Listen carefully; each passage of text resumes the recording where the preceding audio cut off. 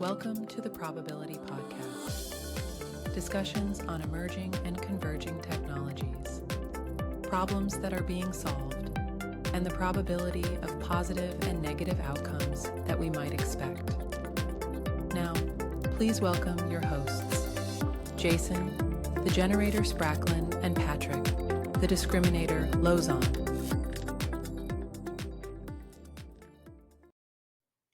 Hi, everyone. This week on the Probability Podcast, we're going to talk about bias on AI platforms, which refers to the unfairness in data, algorithms, or decision-making processes that result in discriminatory outcomes, potentially amplifying existing social inequalities. Bias is ultimately a reflection of what data is being used to train the models, who is making these decisions, and how these decisions are being made. So, I'll pose the questions for this episode. Are we able to create a non-biased AI model? What are the dangers and risks in having bias in these AI models? And what needs to be done to help regulate or put guardrails to ensure fairness and equity in our AI systems? What do you think, Patrick? Well, yeah, it's a problem for sure. Recently, we've heard of Gemini basically putting out fictitious historical figures and depicting them with the wrong race and that kind of thing. Other models refusing to properly answer questions that were deemed political. This is kind of the tip of the iceberg from a point of view of the data that they were used to be trained on. And so it's not really restricted to any one platform, and it's pervasive, and it's really, a sign of how the systems were designed and trained.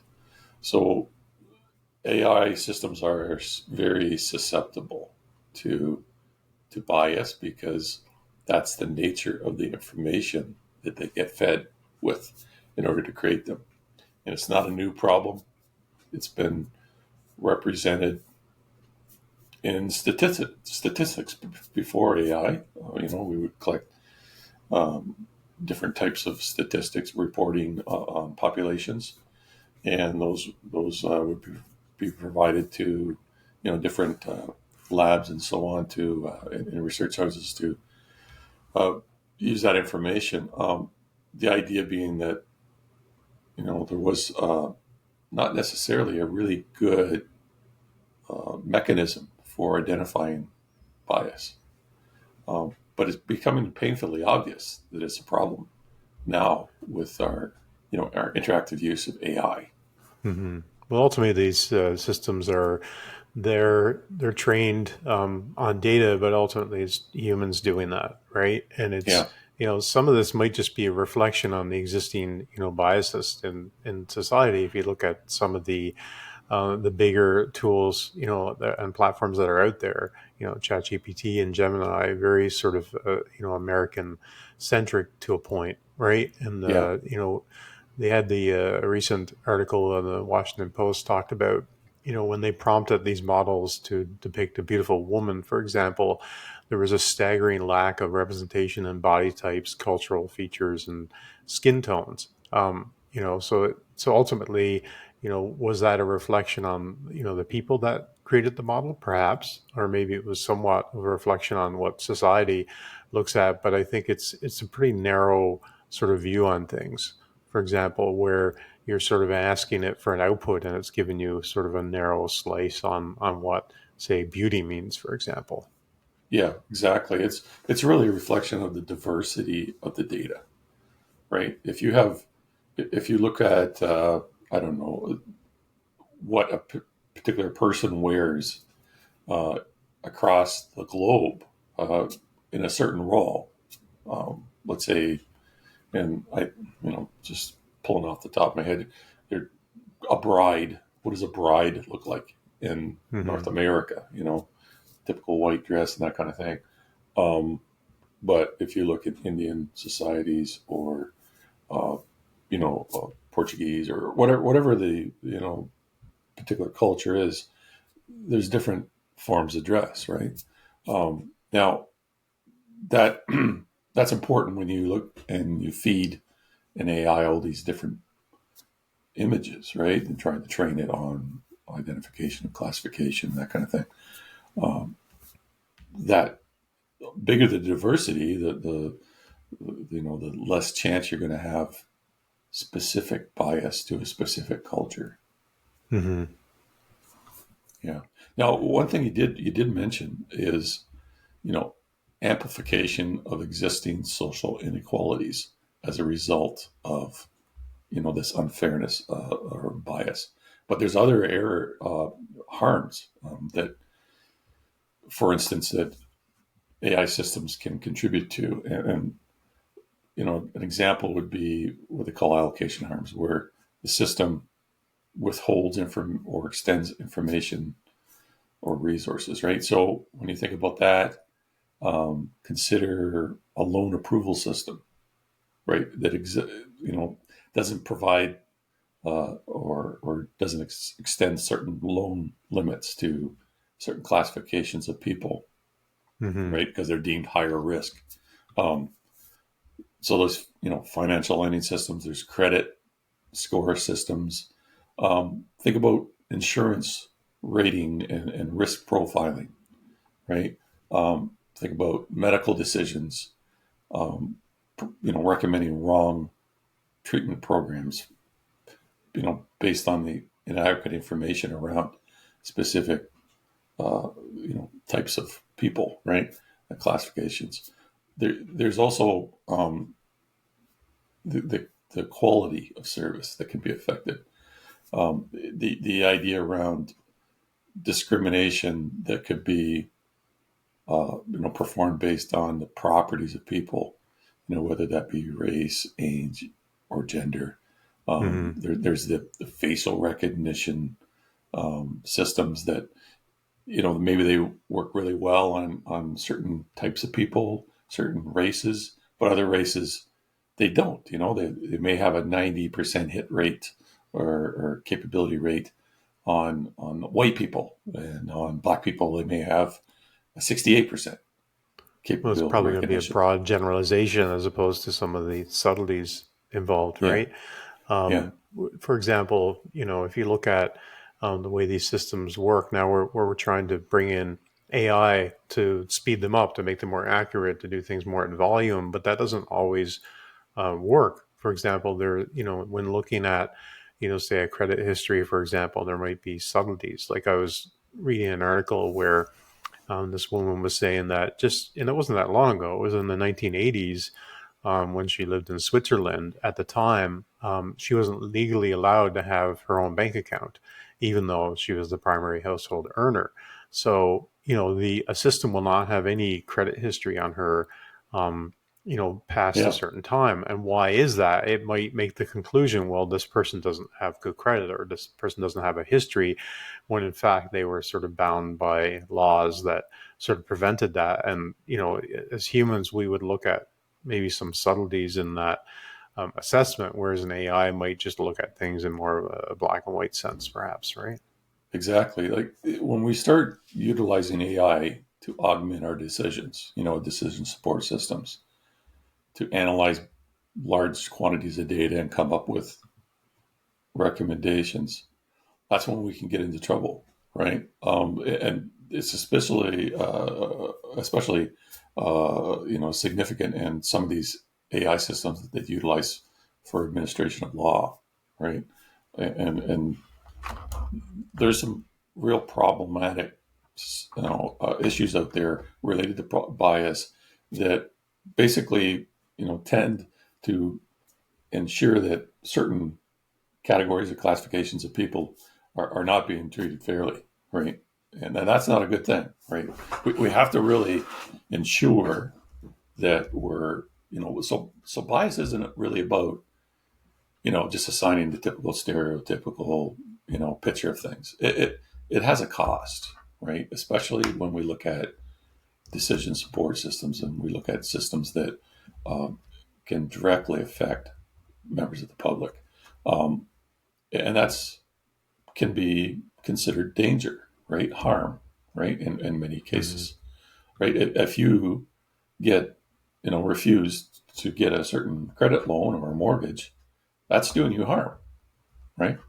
This is not a minor problem, but it's also back to the diversity. It's also a sign of the data that's being put in. The old garbage in, garbage out, right? And the bigger the data set, the more costly the data set is the other side of it, right? The more extensive of the information, the harder it is to get the information. And the reflection of what we have today as information and the quality of that information, right? So what's challenging, the challenging problem of this is that a lot of our data stores have built-in or inherent bias because they're incomplete, right? And that's driving the issue around AI. It's not really AI itself. It's basically the data we're pumping into it, right?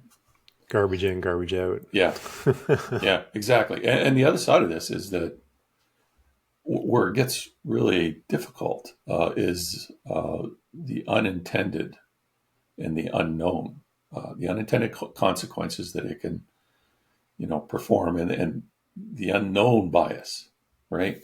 So you don't know about a particular bias in data until you start probing into that with specific types of questions, specific, assessment methodologies, and you may not even recognize it, right? And there's correlation data as well, right? You can have data that basically looks like a root cause, but it's really a correlation. It's not a root cause, and that information then, can result in a misinterpretation, and like I said, the wrong recommendation, for instance, right? Yeah, well, unconscious bias is something that's very real in humans, right? For sure. There are a lot of people that have certain biases and whatever they may be towards, race, religion, sex, what have you, but they don't really realize they have them. And some of that is, very related to this in the sense that it's programming, right? That we're essentially sort of programmed from a very young age. Now, we go to school and we get educated and all those types of things, but we're also a product of our upbringing and our parents and our culture and all these other factors that sort of shape our ideas and our thoughts and our beliefs. And some people have very strong, adamant, beliefs in one sense or another, and other people are a bit more malleable. But I think that we're all susceptible to that sort of unconscious bias. So, like, how does an AI system fight bias when it doesn't know it has a bias to begin with, because it only knows what it's been sort of trained on, the same way we were sort of quote unquote trained on whatever as children and became the adults that we are, right? Yeah. And how do we identify truly that there's a bias existing in the data set, right? These are challenges that are going to continue to be there. And from that perspective, just one more component of this is, I talked about diversity in the data, the variability of the data, but there's also the frequency of the data, because the frequency of the data, the frequency of occurrence also is a reinforcement piece, right? So if you have very small frequency, that's not a strong indicator, right, of probability. So that, would drive that instance down of that information, So with that in mind, our data is not perfect, to sum it up, right? Also, the ability for us to recognize that our data isn't perfect is another problem, right? And then we add on top of that, right, our trust, we can call it blind trust, right, on the AI producing accurate results, right? The AIs are basically as good as the data that they've been built with. The data, if we don't understand it really well, and that's the whole idea about transparency, right? How was this thing trained and what data did it use and that kind of thing.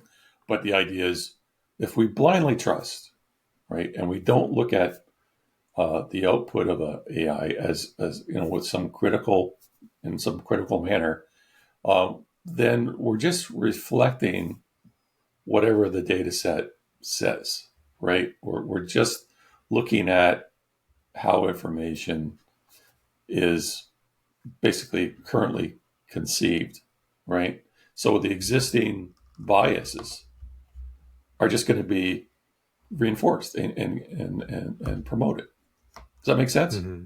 Yeah, I mean, it will be, if it sounds good to you, you may not question it either, right? It may reinforce your own bias or your own, Yeah, thought yeah, pattern as well, that's right? right. And there is certainly a proliferation of AI tools out there, and people really just diving in and using them without really sort of maybe questioning some of these things, which is why I think that this topic of bias is sort of a really important one, certainly because it's, you look at a tool like say ChatGPT and some other ones where they don't really show their work, quote unquote, right? That they give you an answer, and I suppose you can probe and you can ask more questions about where it got the data, but I don't think a lot of people are doing that. Whereas a platform like Perplexity is very clear when it gives the answer. It shows the links where it got this information online, so it's sort of showing the work. And if you read that, and if you are interested to learn more or learn where it got the information, you can click on it. But certainly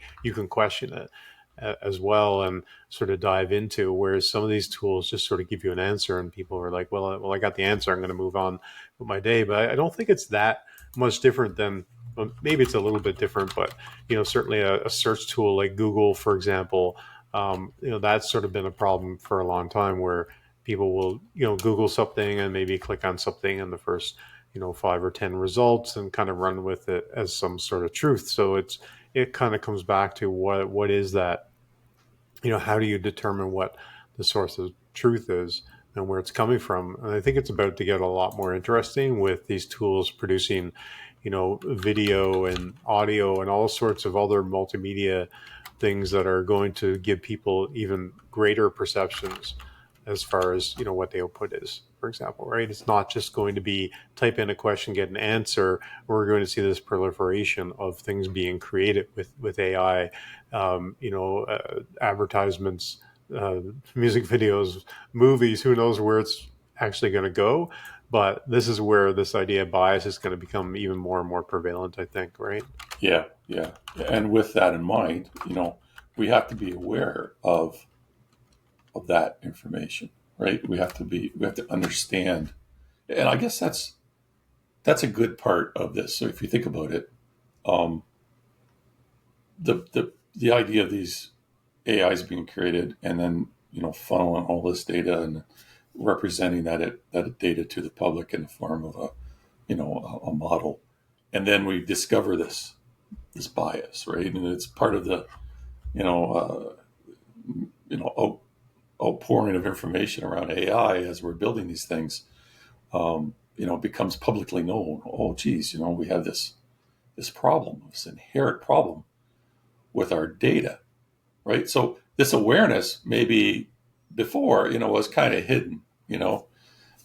Some insurance company would be dealing with that, when they're sorting out their rates, or it would be buried behind the walls of some corporate analyst, right, chugging through the numbers. The information would not be presented to the public in any real unfiltered fashion. So in a way, this is awareness. It's awareness across the board about the problem of inherent bias within data sets, and the need that we need to manage that well, right?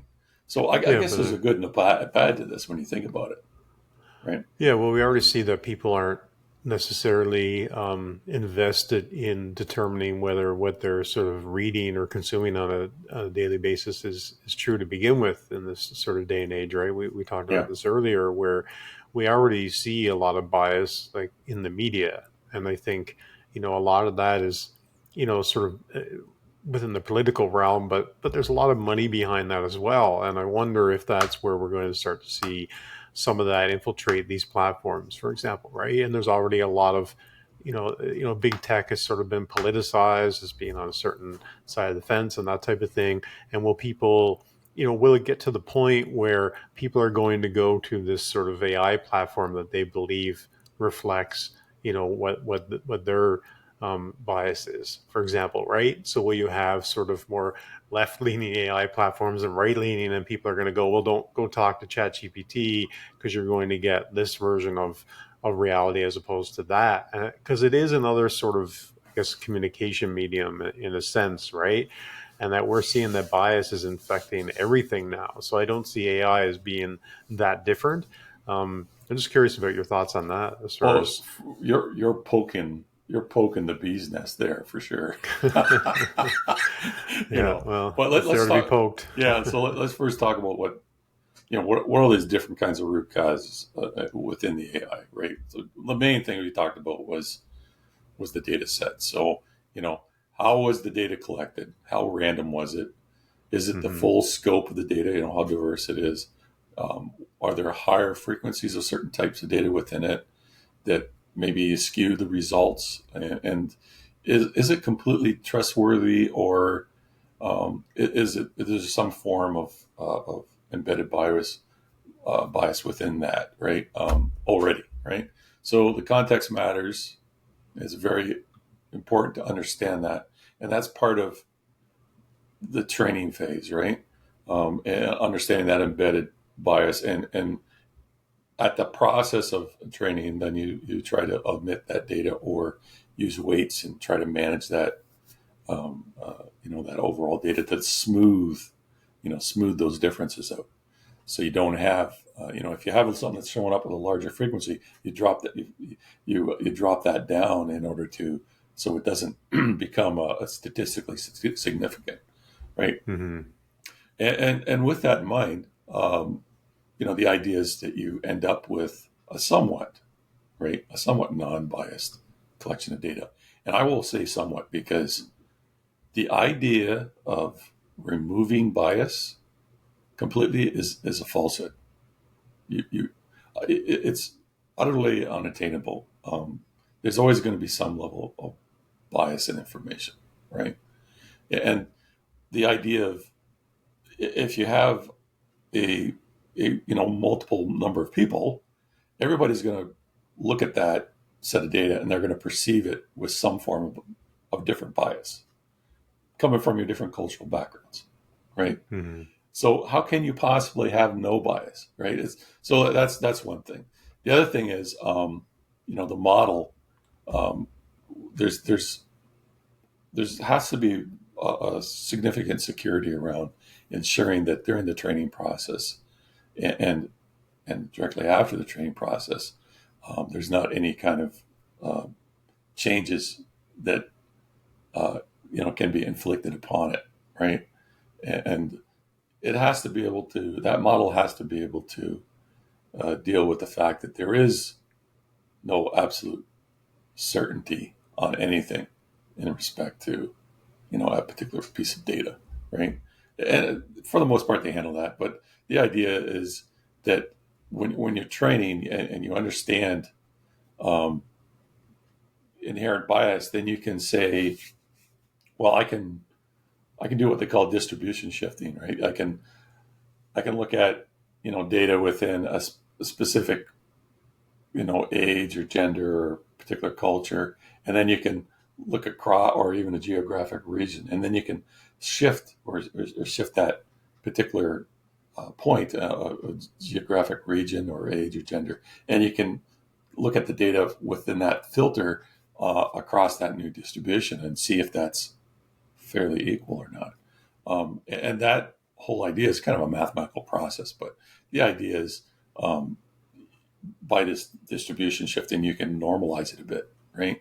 Mm-hmm. And with that, you also have to understand that if you have a certain bias and it gets amplified, it's a bias causing more bias. It's reinforcing bias, right? So the idea is to normalize the data, right? Try to bring down the highs and raise up the lows, so your information is more equal, right? Well, Um, given that humans have some sort of bias, whether it's overt or whether it's subconscious bias, then you can't really rely on the people maybe creating the technology to ensure that it stays in check in a sense, right? Because who is going to make that decision? The same way if you look at someone doing quality assurance on a software, which can be fairly black and white, right? They're making sure it functions correctly, it gives the output that it was intended. Now you're getting into AI and bias. It's far more complex. So I think ultimately the idea is that you would have to have another concurrent type system, another AI that's sort of looking at the output and looking at it from other angles and trying to find some balance, right? So that there's already concepts of that where they're trying to get two AIs working together to kind of ensure that one is not going too far into falsehoods, or that that it's not hallucinating and that type of thing. And I think that ultimately that's what you're going to need. You're going to need some sort of balance. If you have one model that's processing things in one way, you need something, a little bit of a counterbalance, so that, because like you said, there's always going to be some level of bias, because ultimately it's going to look at our society. It's bringing in information, right, through the data has been trained on, which a lot of that is what's on the internet and what people are writing and what's happened in history and all these types of things. And then it's sort of coming to some conclusion on that. But if the society already has a bias, then it's going to consume that as well, right? And then you might want another system to kind of pull data, like you said, from other parts of the world, other geographies, to try and give a bit more of a balanced view on things. I'm just curious what you think about that, as far as, I guess we're getting into sort of solving bias, which we might get into a little bit later. But what you just brought up made me think of, how that might be approached, because ultimately when you have a human element in there, the system is going to be a reflection of the humans involved, I suppose, right? Yeah. Well, first off, everything you said is absolutely on spot. I just, one of the key problems we have really is identification of the fact that there's bias, that whole evaluation process, right? And how do you standardize that? How do you define that? So let's say Anthropic comes up with their latest gen, or Gemini, or ChatGPT. It doesn't really matter. I mean, somebody comes up with a new model, right? What would be the standard method, right, of evaluating if there's bias within that model?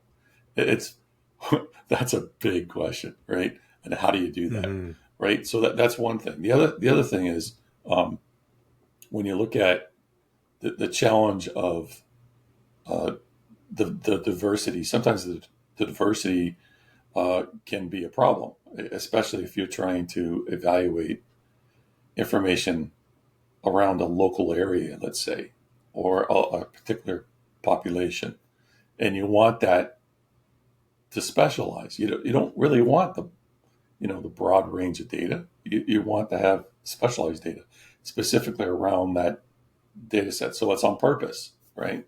Mm-hmm. So I think the idea around this problem really is solved by a number of different base, models being created, and then through diversity of use, those models being augmented by additional training, right? To represent either a particular culture, or a full kind of a global culture, or what have you, right? And that's really the data scientist role, to come up with a representative population within that data set. So it comes up with expected answers, right? So the question, like you said, well, what can be done? Well, there's a bunch of, we'll call it best practices, that have been quoted across the net. The idea of supporting the transparency and the explainability of AI models. Those are really important words. So transparency, how did it get, what data was it used? What was used in order to build it? What, can you actually understand and have that described to you, how that particular decision was made by an AI. That's the explainability side of things. And the idea also is, what can you do from a point of view of providing documentation on that model? What are the known biases? What have been done to mitigate that, right? So that's an important aspect of every model, to have that information. Yeah, absolutely. We look at something like, one of the things I like about Perplexity, for example, like I said, is that it kind of shows its work. It shows the links to Yeah. where it got the information. And I was listening to an interview with the founder, and he sort of equated it to a college student doing a research paper. And he said something very sort of, I guess, profound, if you want to call it, that when you're reading a research paper or sort of any kind of paper by someone, anything that doesn't have a footnote, anything that doesn't have a reference is an opinion, which I thought was pretty interesting, right? In that, it's because it really is, right? And there's some element to that, to any sort of output or commentary, that you're not simply just spouting facts, right? That there is always some underlying opinion, because that's sort of the nature of it. You're gathering all this data and you're making some sort of evaluation on it and some assumptions and coloring it with your own background and experience and maybe bias, and coming up with some sort of output. And I think that's a pretty interesting guideline.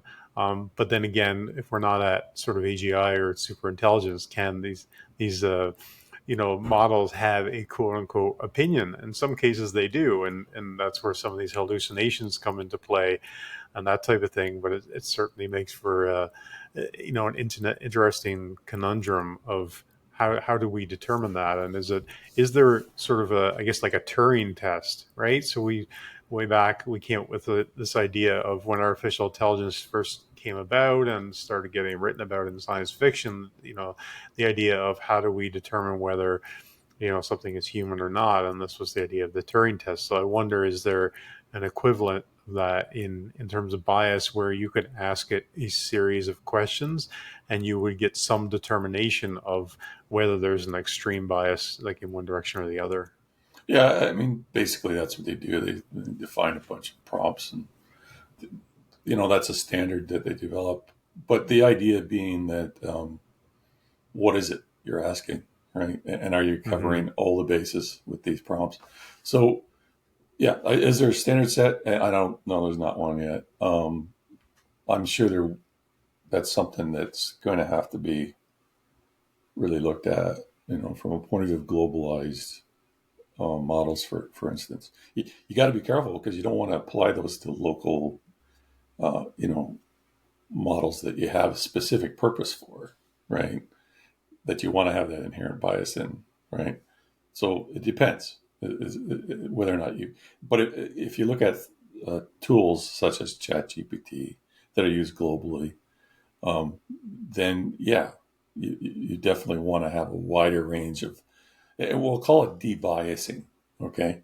And inherent in the model, right? So like you said, really the process is identifying the suspected biases when you build out a model, and then you have to really truly understand, explain, and define those biases, and then you can mitigate. You can build out mitigation processes that you apply during training, and there's lots of tools out there that help do that.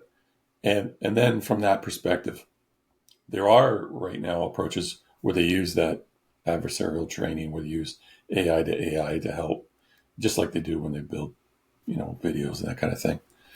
The generator and the discriminator. Yeah, exactly. And, the idea being that they come up with a better product in the end, right? And through the unsupervised approach, which is not including humans, the system looks at itself, right, and comes up with adjustments and corrections, right, to fix its distribution of data, and therefore its weighting, and therefore its answers, right? So yes, you can definitely debias a particular data set. Will you eliminate it? all bias? Absolutely not. And the larger the sample size, the larger the diversity of the original training data, the better off you are, right? And if you look at the corresponding side of this, the larger the sample size, the more expensive it is to create. The larger the diversity, the more expensive it is to create. So, the idea of taking a very small sample and then augmenting that with, we'll call it automated generation of data that could be nonsensical and could be, it's biased in its own right, doesn't give you better data, right? And that's a trap as well. So you have to be very careful with how, in the end, you decide to build out that data set. I'd like to jump into what happens if you get wrong, right? What are the pressures out there right now to create a truly or a de-bias system to the best reasonable extent, right? Right now, it's legal from some point of view, right? I haven't heard specifically about anybody suing yet, but that's always a danger. And there's also reputation and media pressure, right? Those are critical right now when you look at anything going wrong with the models. That gets over on the tabloids and everybody knows about it and they have a good laugh. But the intent is, your reputation harm, right? So for the individual companies, they do care, right, about showing, we'll call it, a proper, de-biased, fair model, right? Now, are there penalties out there, by, let's say, government or some other controlling party? Well, if you look at, there's the EU AI Act, there's the Canada Data and AI Act, and those two acts are looking at the idea of, putting in specific fines, right, for, infringements on what we'll call AI doing harm, right? So there's also currently what GDPR has specific language around the user. We'll call that person Joe. Let's say Joe can turn around and say, "Hey, I don't like how my particular loan was capability was being assessed. I want to request this to be audited and verified, right?" And that has to be honored, right? So not so much the model, it's the application of the model, right? So we can talk about, ChatGPT and Claude and all these platforms, right? Which are essentially now being utilized within products, within systems, within, like you said, banking systems or insurance systems. And I think that's where a lot of companies are rushed to incorporate AI, and in some cases not thinking about all those potential risks and outcomes. I'm not saying they're not. I'm sure some of them are. Certainly, I've worked in the insurance space, and it's very risk adverse. And looking at it from a very pragmatic point of view, that it's a tool that can be utilized, but it's also a bit of a double-edged sword. And ultimately, who's going to decide that? So we're talking about. You're talking about regulation, whether it's the EU or Canada, but governments are already accused every day of being biased, right? We've talked about that a few times. We're living in a very polarized type society when it comes to different viewpoints, where people are really pushed to sort of one extreme or the other. And so when you have governments coming in and regulating things like bias, which is, if we take that to a different realm, we're talking about discrimination, human rights, all these other types of things. There are some people that have opposing views of that, right? Or where they are very discriminatory themselves, and they may see that as an infringement. We see that just in the media and other things, other types of platforms that are sort of being regulated. So I don't see this as being any different. It's great that governments are acting to put some things in place, and if nothing else, it probably should at least reflect some of our existing laws around discrimination and human rights and that type of thing, which is really wrapped up in bias anyway. So I think there's good intent there, but I think it's going to be a subject of some pretty heated debates as we move forward, for sure. Yeah, I think you brought up a good point too. If you're an insurance company, let's say, and you want to, build a model based on your data, right? Which is, not a global data. It's more of a local, data set with inherent biases, right? And then you want to utilize that tool, right? There's going to be a concern about utilizing that tool and what that tool is putting out from a point of view of a biased view, right? So this is a concern, right, of companies adopting, AI tools, right? But it's also opening up, positions of, like I mentioned, the data scientists, really, data management professionals who really understand, how to not only build and train these models, but how to modify these models and debias these models, right? So there's a whole new technology arm of professionals that are going to get a job just doing this, right? But it's an interesting comment, but it's not a. This is all about adoption right now. Everybody's just adopting. We're all jumping into the water to see how it is, right? If it's too warm or if it's too cold. Well, essentially, they're not new problems in a sense, right?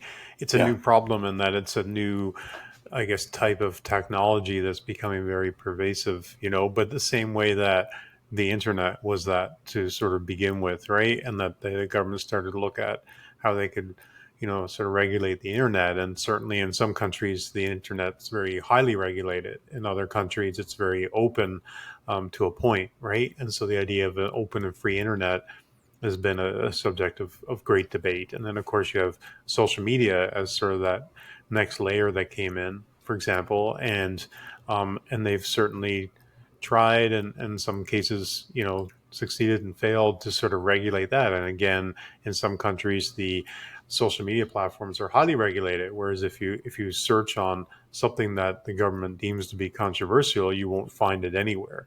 The same way, if you ask some of these models developed in other countries about controversial events that happen there, it will simply say it doesn't have data on that because it's essentially been wiped from the slate. So I think that there's, I guess where I'm going with that is that there's inherent biases, but then there's sort of this idea of omitting information, which I guess gets into that area of censorship, where in effect you're creating bias by not answering a question or simply skirting a question, right? So I think that while government plays a role, certainly, in any sort of system that impacts the populace, I don't know that it'll be the sort of be all end all. So I wonder about, what can the actual sector do? Because the success or failure of these AI systems are going to largely depend on things like bias, right? If people, and this comes back to one of our earlier discussions around trust and can we trust AI? And I think that,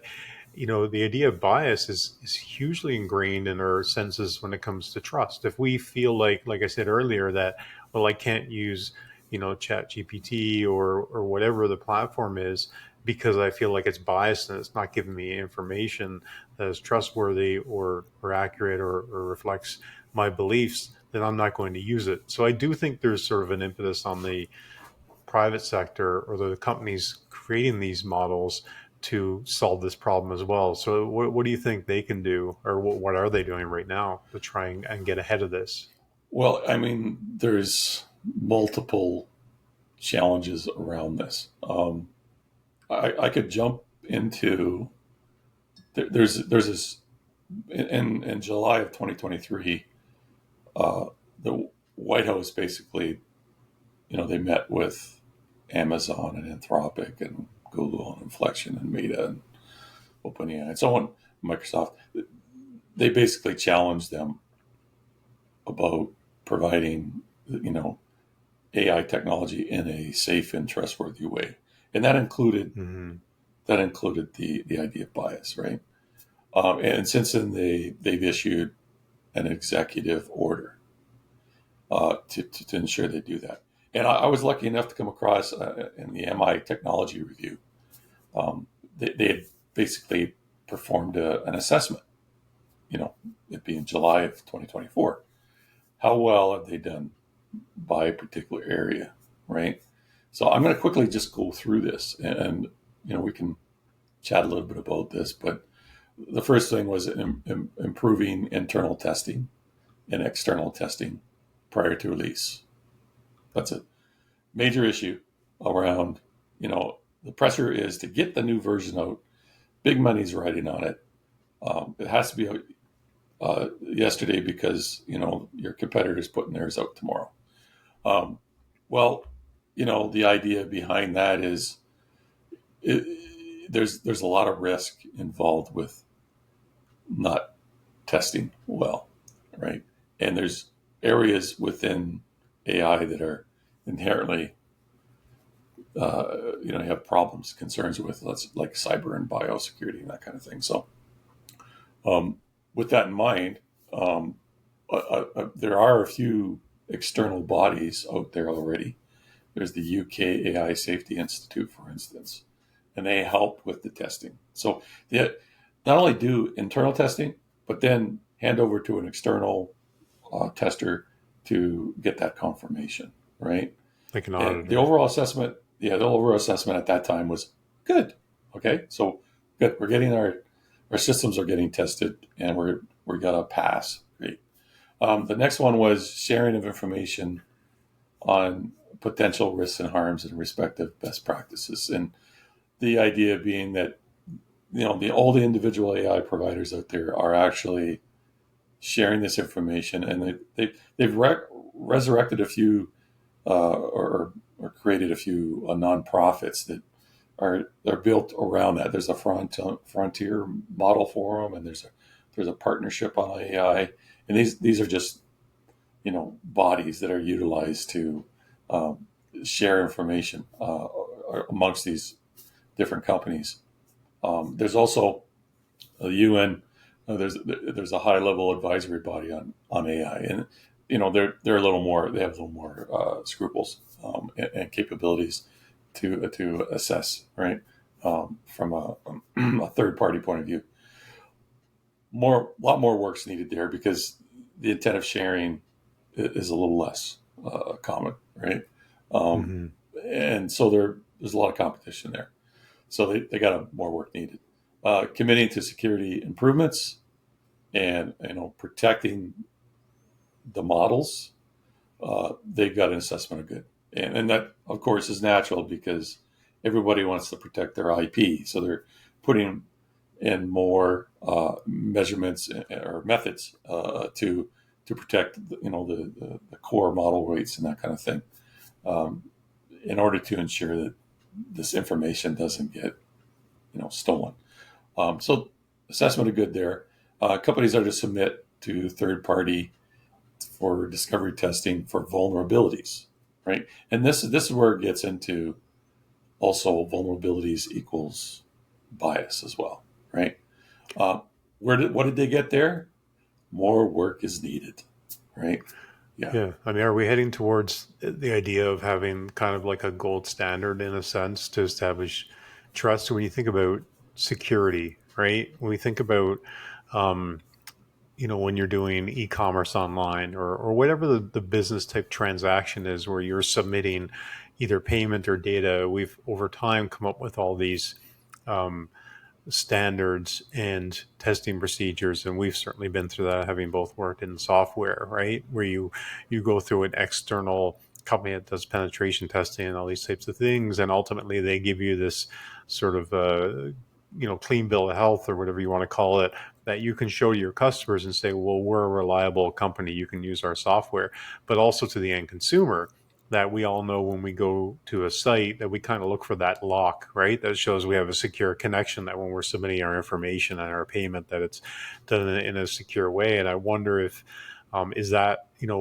based on what you've read, is that sort of where we're headed, where if you're going to use a platform that has AI, it's going to have some sort of a badge or something on it that says this has been certified to be kind of a quote unquote safe AI system, whatever we determine safe is going to be. But I think we're probably going to need something like that, especially we're in sort of the Wild West now, where there's so much of it out there that you really don't know what the bias is behind it, whether it's been tested so it hasn't been infiltrated. We've seen these models be manipulated to do things it wasn't meant to do, that type of thing. So I'm just curious about your thoughts around how, is there sort of a gold standard perhaps that we're working towards? Well, there are definitely third parties getting more and more involved with this to help with that.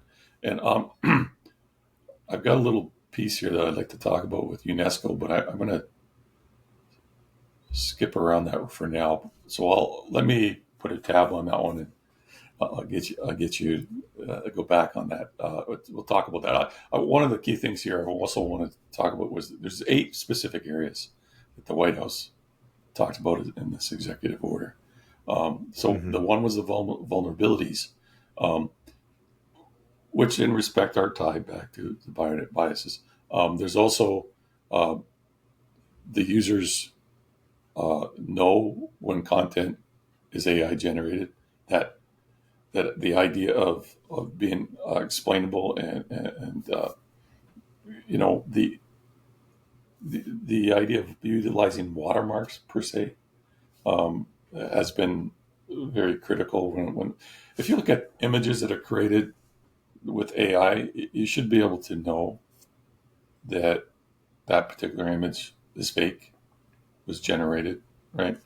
Now, there's some standards that all the different companies are utilizing right now. There's one called C2PA.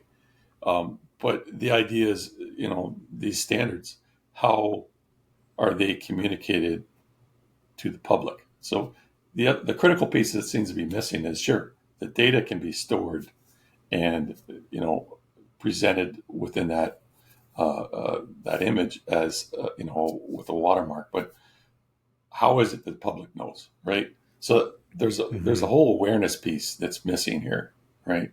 You and I talked about this more than a few times about, what's going to happen when, and we talked about the election, right? When certain, fake images are put out, right? The public needs to know, oh, this is generated by AI. So even though it might have the mechanism and behind the scenes, it needs to be very clear on the put the tools in the hands of the end users so that they can have something to determine whether what they're looking at is real or fake. I saw something the other day about I don't know if it was IBM or somebody had developed something where it can look at a video, let's just say it's AI generated, and it measures the quote unquote blood flow in the subject. So I guess there's enough of a subtlety in an AI generated image versus like if you take an actual video of a person where you can tell whether there's actually blood flowing in that person. I don't know if that was meant to be more metaphorical or not, but I think that's the level of detail they're getting to, because I think people are quickly realizing that there's the propensity for this to be used in many different sort of nefarious and not so many ways that are on the up and up. So I think it's, I guess that's where it's those technologies that are going to have to be invented for people, again, back to that trust idea that you really don't want to get to a place, and I guess we're quickly heading there, where you can't trust anything you see. And that's fine if I'm watching like the latest TV show or movie on Netflix, where I'm watching something on Netflix that I know is a dramatization or it's a fiction or whatever it is. But when you get to the point where when you turn on your computer or your phone and you're looking at news and you see something that you really cannot determine through any objective means whether it's real or not, now that technology can be used let's think about it the other way.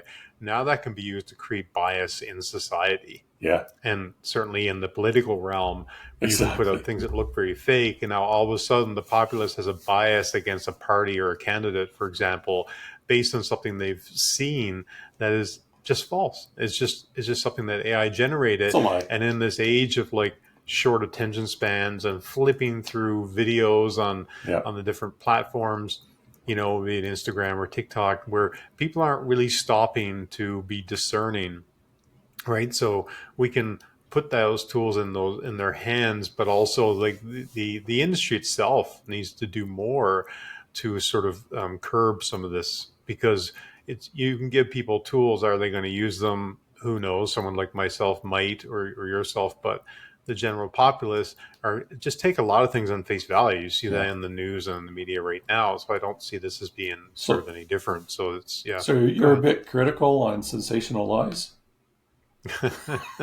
Well, it's really hard to tell these days, isn't it? What is really true and what's not, and where the bias exists. And I had someone put it to me very succinctly there a while ago that basically said, if you're, and this sort of comes back to what I was talking about the, if you're reading a research paper or anything that doesn't have a footnote as an opinion, but anytime you see something that starts to resemble an opinion or a narrative in a news story, you should really question the source and really what's behind it, because then it's verging into more of sort of an opinion piece as opposed to like a fact-based piece. And I think that we're largely in the era of everything being sort of opinion-based one way or the other. And I think you're going to see a lot of that in AI platforms and so on as well, for sure. Yeah, or in podcasts.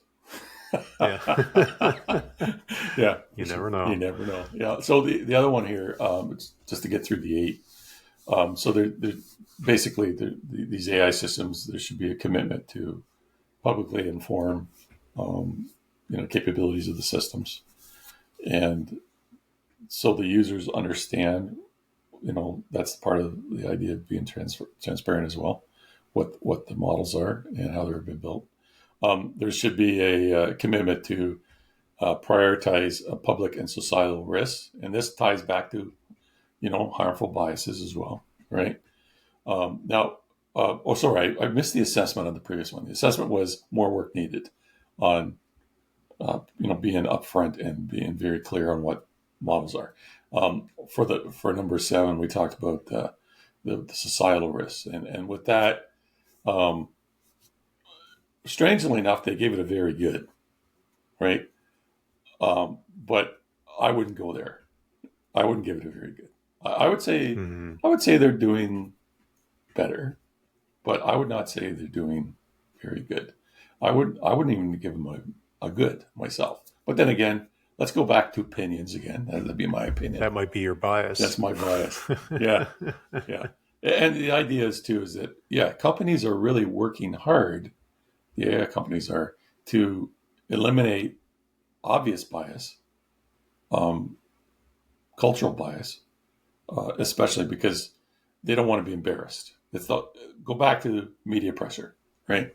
It never bodes well for their reputation, right? So, and have you seen a lot of movement? Yes, but when we think about obvious bias, we're not thinking about the extent of embedded bias and understanding that. That's a different story, right? Going in and correcting obvious bias is one thing. But going deep into the data, that's another, right? Last but not least, are companies deploying AI systems to address society's greatest challenges. And they got it very good there. And I would say that there are a number of different models out there that are currently being released in all different areas, of science and technology and so on, to the benefit of mankind. Whether it be, to better understand nuclear fission or fusion. To weather models, AI weather models. So there's many different, we'll call them, the initial versions of these AI tools being rolled out, and we're going to see more and more as we that in the end are going to have. It's not going to be just corporate benefit. It's going to be benefits of, if you think about what are our biggest challenges out there, is it, climate change? Is it food supply? Is it the managing the economy and fair, income for, from a point of view of poverty control and that kind of thing.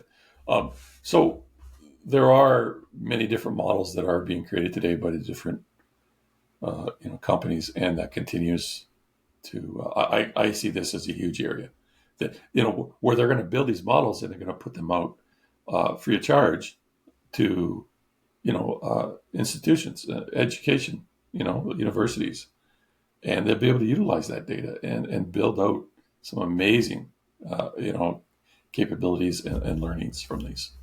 So yeah, well, what about like the other side of things? Like we've certainly talked a lot about bias, like in these AI systems, for example, which is just obviously can be problematic.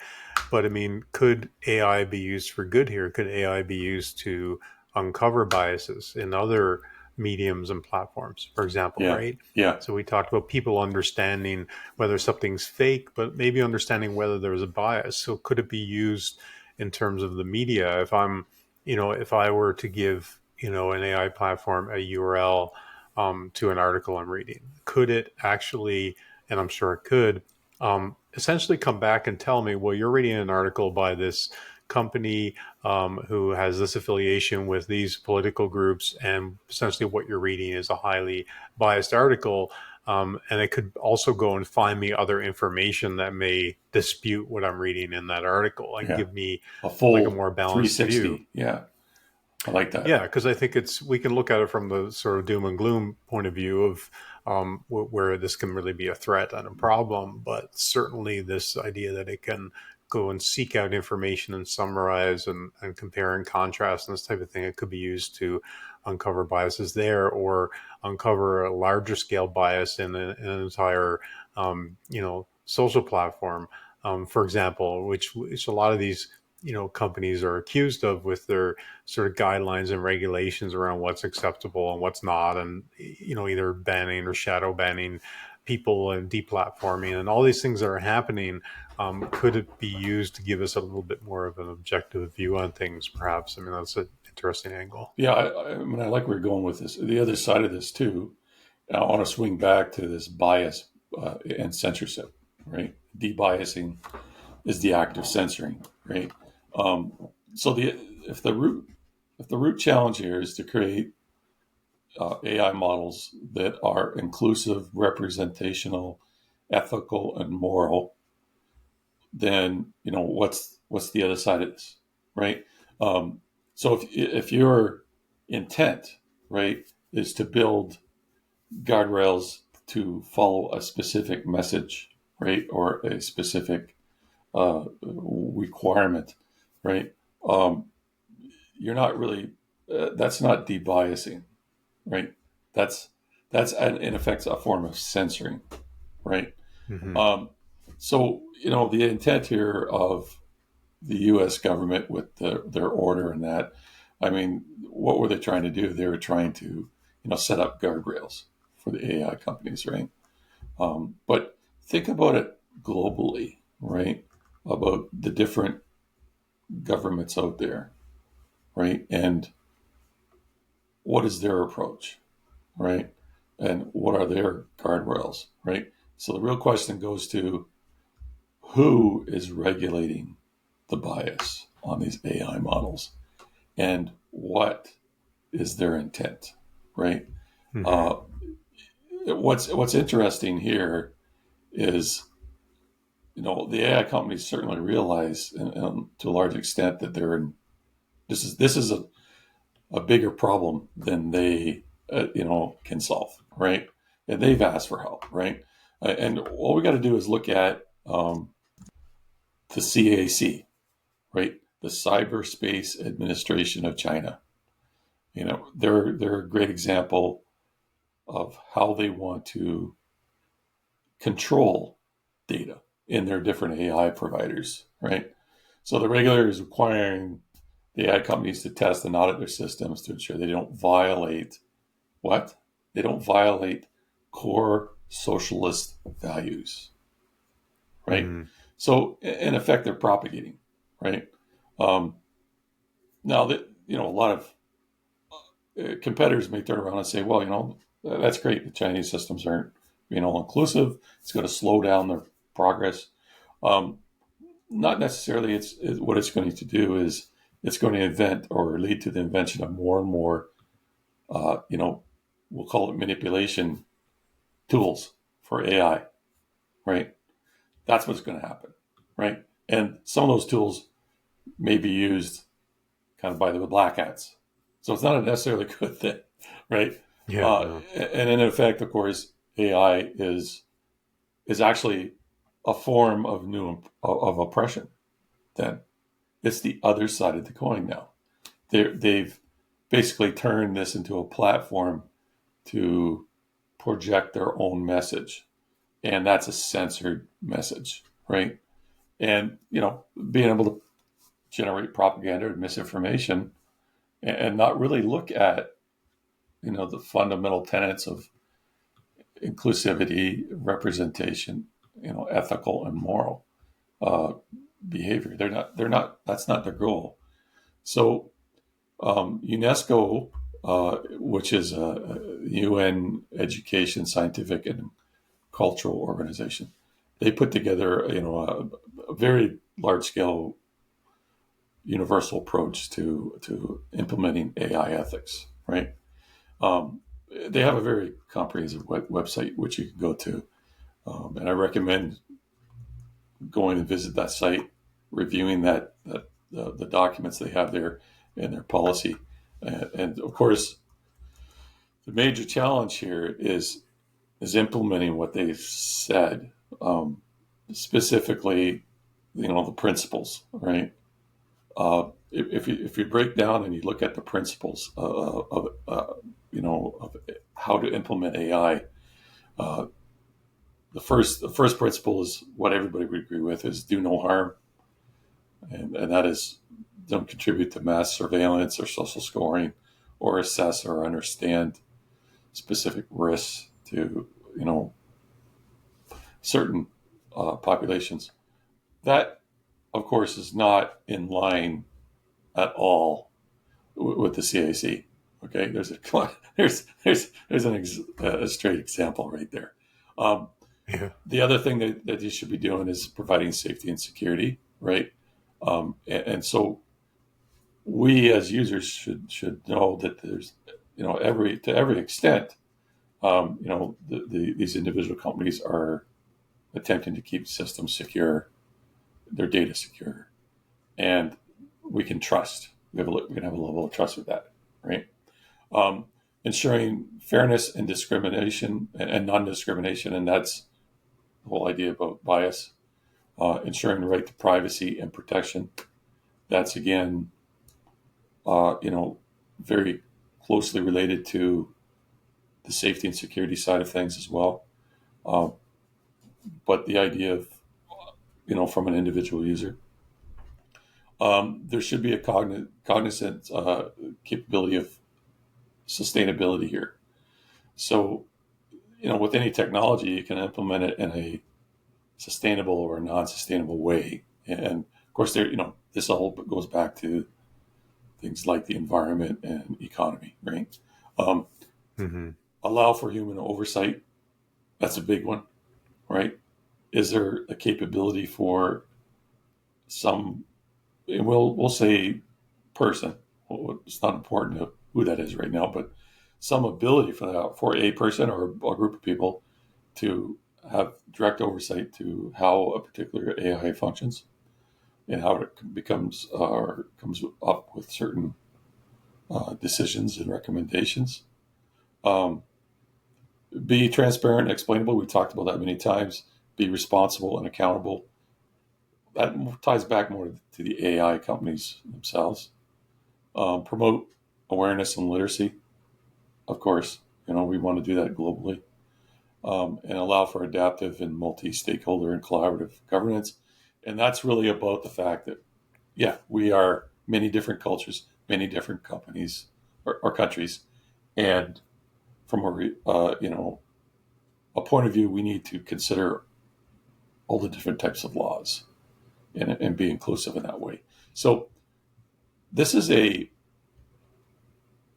great definition of how we should be looking at how to implement this technology. Now, is that how we're going to follow it? Go back to your questions, right? Are we really going to adopt or not? What we consider best practices, or are we're going to be subject to, right? And whatever that subject to means, and maybe just profit. No, absolutely. I think I'm going to throw a little monkey wrench in things here and say, I wonder, and that maybe this is for a future episode of the podcast, but, all of this is predicated on the idea that we're building these, models and they're going to do what we tell them to do. And what happens when we get to that AGI and sentience superintelligence where these models are thinking for themselves?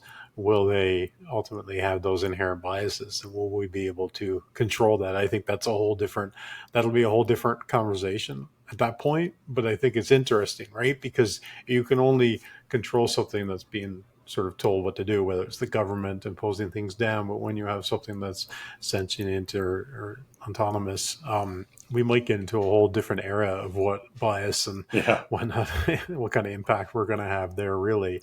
But that's a good thought to maybe pick up on another time. But ultimately, we talked today about, are we able to create a non-biased AI model? And I think, ultimately we decided maybe not, right? That we can put in a lot of checks and balances to maybe sort of even the scales a little bit, but that there's always going to be maybe some bias that leans sort of to one side or the other. What do you think about that? Yeah, you just cannot. You can reduce bias, but you cannot get rid of bias. Because what is bias in the first place, right? It's perception. So I would agree with the fact that you can make things more fair and represent more interest, but you can't necessarily reduce or you can reduce it, but you cannot eliminate it. Yeah, absolutely. And I mean, we talked about a lot of the dangers and risks in the AI models themselves, but I think that we sort of came to the conclusion that the larger risk is that these systems are getting integrated into all aspects of life and all industries and all systems, and that we need to come to some conclusion on how to sort of have some sort of regulation, I guess, sooner than later to sort of mitigate some of those risks. Some of those risks are apparent right now. Some of them may come in the future, but we talked about the regulatory side of things, whether it's the government or whether it's an association or whether it's the industry itself. It seems like it's being looked at from all different angles, and so ultimately we're going to come to some conclusion on that as far as whether we can do that. But I think it's the same as any other system, of whether we're trying to regulate the media or business or whatnot, that it's government can only do so much, and we need to be a bit self-regulatory as well. Would you agree? I agree. And the idea is that having more diverse models out there, should be the goal, right? And also, if you look at developing what we'll call narrowband or smaller sample-driven models, the exposure of and documentation of the biases within a data set. So it's really about understanding, if you have smaller models, what the biases are and having that very clear. And also on the larger models, that are expected to work at a more global basis, there's considerably more work there to debias, right? And have that diversity. So, to me, the intent is to have a whole plethora of different types of AIs out there, or we'll call them AI foundations or AI models, that are capable of providing many different types of answers based on their purpose. right? Yeah, absolutely. I think that you also need ultimately more, I guess you want to call it diversity in, the populace that are creating these models and that are regulating them, and, sort of a mix of, cultures and races and opinions and that type of thing, because that's really, if you really want to achieve some sort of, de-biasing, I think that you need that. And in fact, that's kind of what we're attempting to do in some sort of way in this podcast, right? And that we're, rather than just myself here spouting an opinion, or you starting your own podcast, we sort of come together and we both have somewhat similar backgrounds, but we definitely have different views on things. And sometimes you'll bring up something and I'll sort of think of a bit of a counter argument or a counterpoint to it, and then somewhere at the end we come to some sort of consensus, and I think that's ultimately a healthy thing. Thank you for listening to the Probability Podcast. Please join us next time for more musings from the generator and the discriminator.